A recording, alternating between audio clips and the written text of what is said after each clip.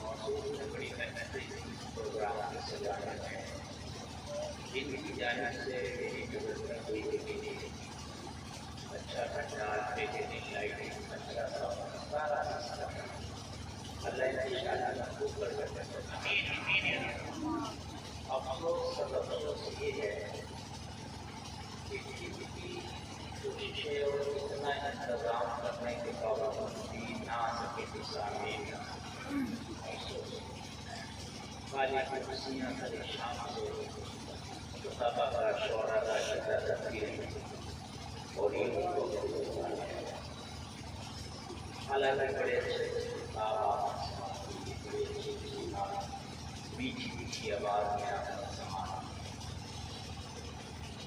عالم صاحب قبلہ سے آپ نے سماعت کیا اچھی نظام میں آپ ساتھ ہے بہت چلا. صحیح بات تو یہ ہے کہ اب تقریر کی ضرورت ہی نہیں، اب آپ کو آرام کی ضرورت ہے. لیکن مجھے بلایا ہے دور سے تو کچھ نہ کچھ تو بولنا ہی ہوگا. 150 سے اوپر بجا ہے اور میں آپ کے سامنے پیش کیا گیا کچھ دیر اب بھی آپ سے کچھ کہہ لیں، آپ سن لیں. اللہ تعالیٰ سب کو حق پر عمل کی توفیق عطا فرمائے. حضرات، قرآن کہتا ہے ظلم کرو نشان نہیں کامیاب ہو.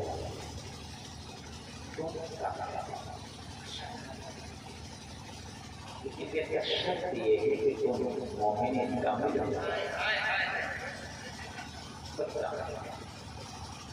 ایسے کام نہیں. اچھا ہم سب کچھ ہم مالدار بھی ہو گئے، گاڑی والے بھی ہو گئے، بیوی بچوں والے بھی ہو گئے.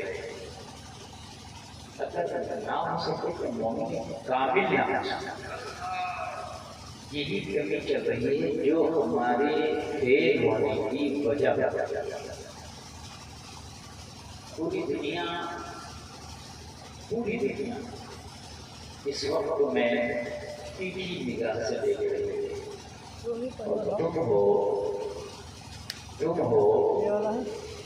کہ دنیا کے پیچھے بھاگے جا رہے ہو. جس دنیا کے پیچھے تم بھاگ رہے ہو اس دنیا خدا کی قسم تمہیں مٹانا چاہیے. اپنے دشمن کو ہم لائک کر کے اس کے پیچھے بھاگ رہے ہیں اور دنیا کو ہمیں مٹانا چاہیے.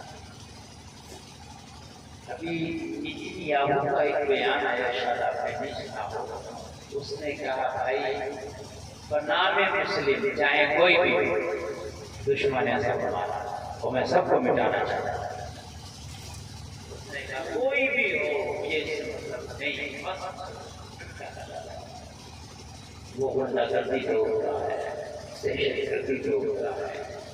نہ جانے کتنے بے گناہ بچوں کا قاتل بن گئے، غازہ فلسطین کے بچوں کے خون سے ہاتھ رنگ گئے. اس کے باوجود بھی آپ دیکھو دنیا اس کا دفاع کر رہی ہے. کیوں؟ اس لیے کہ دنیا تمہیں مٹانا چاہتی ہے اور تم ہو کہ تم نے اپنے گھر سے تہذیبوں کے جنازے نکال دیے. اسلامی کلچر کا جنازہ تم نے نکال دیا ہے. نمازوں کے ہم قریب نہیں ہیں. میرے مصطفیٰ کی سنتوں ہم سے دور ہو گئی, ہم اس سے دور ہو گئے. مجھے بتاؤ مسلمانوں, شادیاں ہماری یہود و نصارہ کی طرح ہو گئی. کون سی خرافات ہماری شادیوں میں آج نہیں ہے. یہ تو ایک عالم دین کی شادی ہے کہ بہترین انتظام کیا ہے. یہ چند لوگوں کو چھوڑ دیں, ورنہ تو شادیوں کے حال کیا ہے وہ بھی آپ دیکھتے ہیں. جلسہ میں آنے والوں کان کھول کر کے سن لو, جب تک ایمان کامل نہیں ہوگا, جب تک آپ کامیابی کی منزلوں سے ہمکنار نہیں ہو سکتے.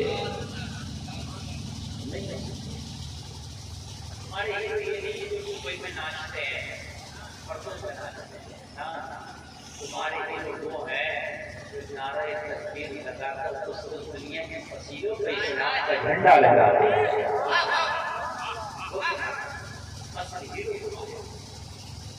صلاح الدین ایوبی کہتا ہے کہ کوئی رات ایسی نہیں تھی کہ میری ماں وضو کر کے اور قرآن کی تلاوت کر کے جب میں بچہ تھا تو مجھے دودھ پلایا کرتی تھی.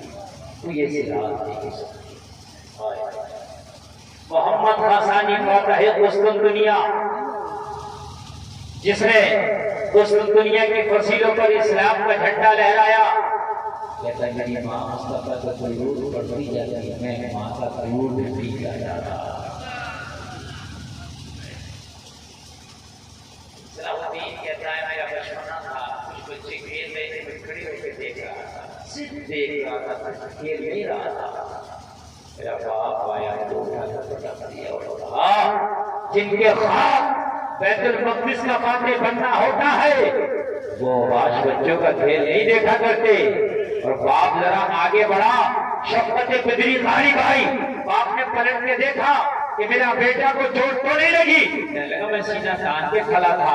باپ نے پوچھا صلاح الدین چوٹ نہیں لگی؟ جن کے خواب بیت المقدس کے فاتح بننے کے ہو وہ چھوٹی موٹی چوٹوں کا خیال نہیں کیا کرتے.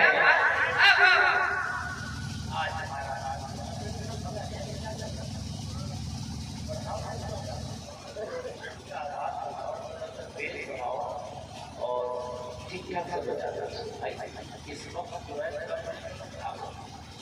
آج ہمارے حال کیا ہے, آج ہمارے حال کیا ہے, ہماری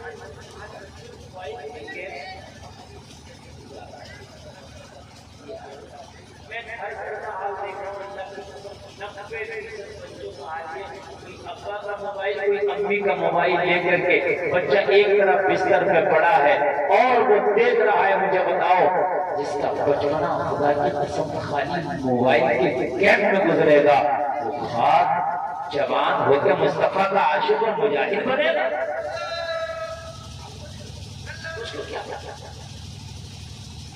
اس کی باپ کی شادی میں ڈی جے بجا, حرام خوری سے باپ نے شادی کیا, تو بیٹے نے اپنا پورا بچپنا موبائل پہ گزار دیا. پھر تم چاہتے ہو کہ کوئی صلاح الدین ایوبی جنم لے, ایسا نہیں ہوگا. اگر آپ چاہتے ہو کہ کوئی صلاح الدین ایوبی تیرے گھر سے جنم لے